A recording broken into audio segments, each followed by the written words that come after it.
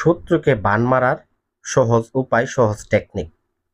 হয়তোবা অনেক তান্ত্রিকের কাছে গিয়ে আপনি কাজ করেছেন, কাজ হয় নাই, বাধার সম্মুখীন হয়েছেন।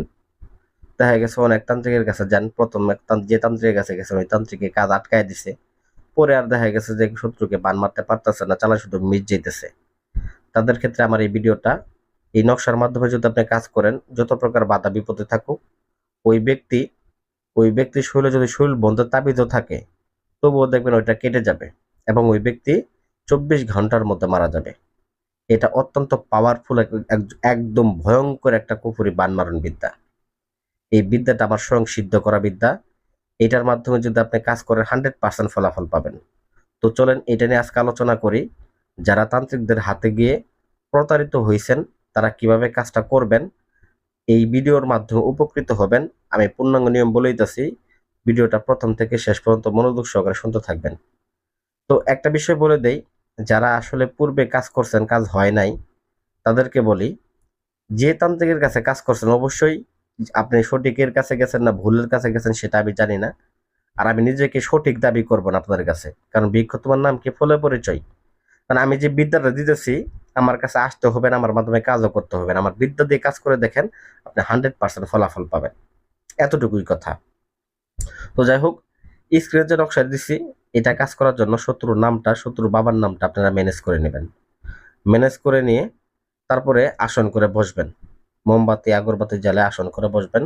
কাজ করার জন্য কিছু উপকরণ দরকার আছে, উপকরণগুলো সংগ্রহ করবেন। চন্দন কাঠ, কাম সিঁদুর, এই দুইটা জিনিস নেবেন, আর একটা তাবিজ নেবেন। তারপর আপনারা যে জিনিসগুলো নেবেন, 7টা সুই নেবেন, সুচ যাকে বলা হয় সেলাই করা সুচ। 7টা সুই নেবেন এবং 7 পদের কাঁটা নেবেন। 7টা মাছের কাঁটা নেবেন, 7টা গাছের কাঁটা নেবেন, নিয়ে আসন করে বসবেন। তো একটা কথা বলি, কিছু কিছু বিষয় আছে, এই কাজগুলা বিশ্বাস ছাড়া কিন্তু হবে না। কারণ আপনারা হয়তো অনেক তান্ত্রিক আছে যে ধোঁকা খাইছেন, হ্যাঁ, হুট করে আবার দেখা গেছে করে করে দেখি হইলে হবে, না হইলে না হবে। ভাই, এই ভরসাতে কোনো তান্ত্রিক দিয়েও কাজ করবেন না, আপনি নিজেও করবেন না, তাহলে কাজে সাকসেস হইতে পারবে না, শত্রু নিধন করতে পারবে না, বরং আরো টাকা বিফলে যাবে। তো আপনাকে একটা যে বিষয় বলি, বিশ্বাস ভক্তি যদি আপনি রাখতে পারেন, একদম পূর্ণাঙ্গ বিশ্বাস ভক্তি যদি রাখতে পারেন, তাহলেই আপনি এই কাজ নিজেও করতে পারেন বা অন্য তান্ত্রিক দিয়েও করতে পারেন। তো এছাড়া মতো দেখা গেছে এগুলা কাজ কেউ করতে যাবেন না, কারণ দেখা গেছে আপনার ফলাফল একদম শূন্য আসবে। কারণ এইটার মতো কবিরাজি বিষয়গুলোর মূল জিনিসই হচ্ছে বিশ্বাস। এটা হয়তো আপনাকে বুঝতে হবে। তো ভাই বলতে পারেন যে, ভাই এর আগে যাদের দিয়ে কাজ করেছি তাদের তো আমি বিশ্বাস করছিলাম, তারা তো আমাদের বিশ্বাস রাখে নাই। হ্যাঁ, হয়তো বা রাখে নাই, আমি তো বললাম আপনাদেরকে, আপনারা সঠিক জায়গায় গেছেন ভুল জায়গায় গেছেন সেটা আমি জানি না। তো এই বিষয়গুলো আপনাদেরকে দেখতে হবে ভয়েস দ্বারা, যে আমার ভয়েসটা এডিট করে দিয়ে মোটা করে দেওয়া কিনা, এবং আমি যে আসনটা দিছি আসনটা কারোর কাছ থেকে চুরি করে বা কারোর ভিডিও ডাউনলোড করে দিছে কিনা। এই আসনগুলো আপনারা অবশ্যই ভিডিও কল দিয়ে দেখে নেবেন, এবং এই উপকরণগুলো আপনাদের আছে কিনা, ঠিক আছে। এবং এই যে নকশাটা, এই নকশাটার অরিজিনাল ফাইলটা কার কাছে আছে এগুলো দেখতে হবে। তো এইগুলা বিষয় নিয়ে আপনারা নিশ্চিত হইতে পারবেন কে কাজ করে আর কে কাজ না করে। তো যাই হোক, কবিরাজি বিষয়ে কাজ করেন না করে সেটা বড় কথা না। যে কোনো পরামর্শের জন্য স্ক্রিন নাম্বারে যোগাযোগ করবেন, আমরা ইনশাল্লাহ পরামর্শ দেব আপনাকে। ধন্যবাদ। যাই হোক, পরিশেষে আপনাকে কি করতে হবে, সাদা কাফনের কাপড়ের উপরে এই নকশাটাকে অঙ্কন করতে হবে।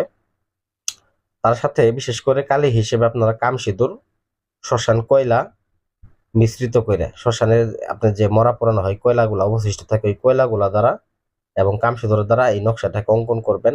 চারপাশে দেখবেন নাম নাম নাম, দেখেন এখানে নাম লেখা আছে, চারপাশে শত্রুর নাম লিখবেন, শত্রুর বাবার নামটা লিখে দিবেন। লিখে দিয়ে এই নকশাটার উপরে আপনার যে 7 পদের কাটা, গাছের কাটা, মাছের কাটা, এই তারপরে শুয়ের জায়গা, এই জিনিসগুলা ভেঙে দিবেন। দিয়ে এটাকে সুন্দর করে পেঁচায় নেবেন। তো এখন বিষয় হচ্ছে, লাল যে সুতা আছে, লাল সুতা দ্বারা এটাকে ভালোভাবে পেঁচায় নিয়ে ওই তাবিজটার মধ্যে ভরবেন। মনে রাখবে, এই যে কাজটা, এটা এতটা ভয়ঙ্কর একটা বানমারণ, কারোর বাপের শক্তি নাই, সে যদি 1000টা ডাক্তার তার পিছনে লেলায় দেয় বা 1000টা কবিরাজ তার পিছনে লেলায় দেয়, সেক্ষেত্রে ওই কবিরাজের বাপের ক্ষমতা নাই তাকে বাঁচানোর। এটা এতটাই পাওয়ারফুল একটা কাজ। মানে এই বিদ্যা করা যায়, কিন্তু এই বিদ্যা কাটানো যায় না ভাই। এটা এমনই বিদ্যা, এমনও বেশ কিছু বিদ্যা আছে, দেখবেন যে আপনি হয়তো আপনার আশেপাশে লক্ষ্য করলে দেখতে পারবেন যে আপনার ভাইকে আপনি হারাইছেন বা বাবাকে হারাইছেন, আপনার কাছে সিম্পল মনে হয়েছে যে হার্ট অ্যাটাক করে মারা গেছে বা অ্যাক্সিডেন্ট করে মারা গেছে। আমাদের মাধ্যমে এমনও বানবিদ্যা আছে যেগুলো রাত্রেবেলা ঘুমের মধ্যে স্ট্রোক করবে, হুট করে যাবে, হুট করে শেষ হয়ে যাবে, কোনো কথা নেই।